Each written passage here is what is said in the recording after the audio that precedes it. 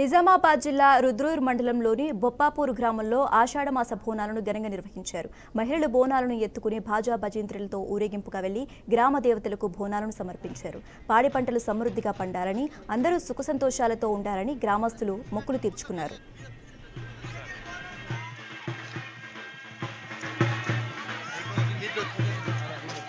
Continue చేస్తాం.